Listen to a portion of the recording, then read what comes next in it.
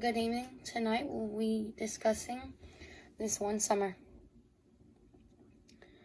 This One Summer is about two girls named Rose and Wendy who meet up every summer since Rose was 5 at a beach. This summer it finally came time for them to meet. Rose has changed and is going through puberty. Rose is also dealing with her parents arguing a lot due to a miscarriage that we find out later on in the story. But throughout the story, Rose and her mother argue, and Rose doesn't really know why her and her mom have these type of problems. Rose also is starting to want to date. She wants to see the dating life. She wants to meet boys and enjoy the excess of being a teenager. While her best friend Wendy, not so much. She wants to still be a kid and have fun.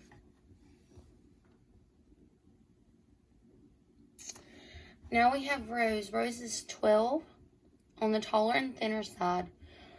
Rose has a lot going on. She's trying to figure out who she is, who she wants to be one day. Her and her mom have a lot of problems throughout the story, and it shows quite often, but later on at the very end, her and her mom reconnect when her mom saves Jenny.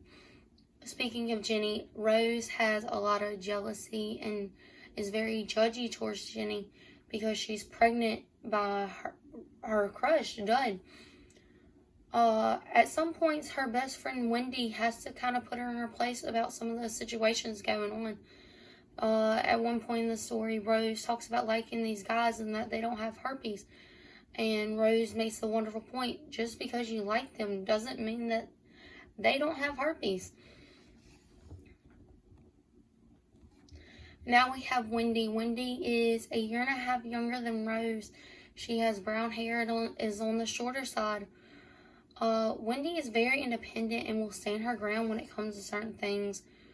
Her mom isn't shown much throughout the story, but when she is there, her and Wendy have a really strong connection. Even Wendy's mom has a good connection with Rose. Her mom didn't hide the fact that she was adopted from her, as many parents try to do nowadays. But at one point, Wendy's mom told her to stop watching horror movies because you're sleep talking about them in your sleep. Reason why I don't care for this story, it reminded me a lot of an old friend I had for 12 years, and we were super close, even roomed together in junior college, but we grew apart. I wanted to find a relationship and grow as a person and adventure in life and enjoy life, when she was just always sad and didn't care about anything. But when it came time for me to go hang out with someone else or for me to go have a good time, she was always jealous and judgmental about it.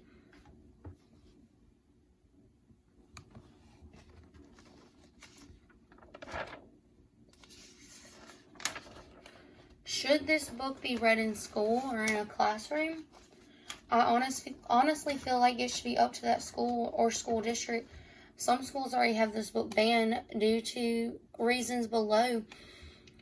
Honestly, if it is, though, read to a class, it should be read to the upper level in high school, like maybe 10th through 12th grade.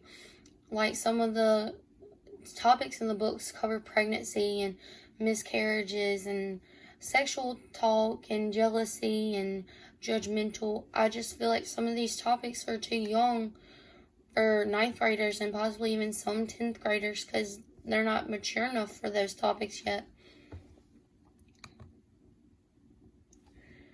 Why it should be taught in a class? It should be taught in a class that people do change throughout the years as they get older.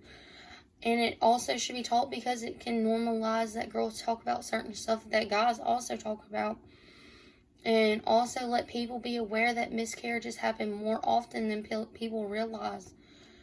It also should normalize mental illnesses. Rose's mom deals with so many mental illnesses throughout the story that they don't even really cover because not a lot of people talk about them. Another reason why it should be taught in school is to show that jealousy is an okay emotion as long as you don't use it in the wrong way. We as humans get jealous of different things and different people, but as long as you don't take it out, it's just a feeling that you will have that will eventually pass. Here we have my sketch note page. Up at the top, you will see to the right hand side, you'll see a broken heart for Rose and her mother's relationship, how broken it is at the beginning and throughout the story. In the center, you will see Rose and Wendy being together as they are during the summer, and beside them you see the beach house that they grew up in basically together. Above the beach house is a small heart representing Rose's mother and her relationship. At the end of the story, how it's fixed.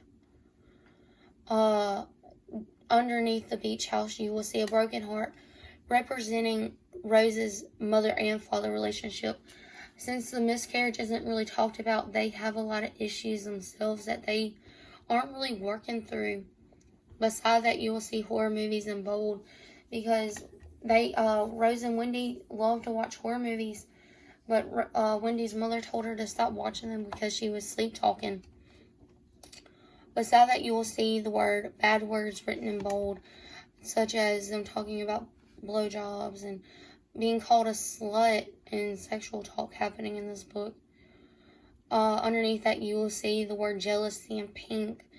Rose has a lot of jealousy towards Jenny because she's dating the dud and is pregnant by the dud.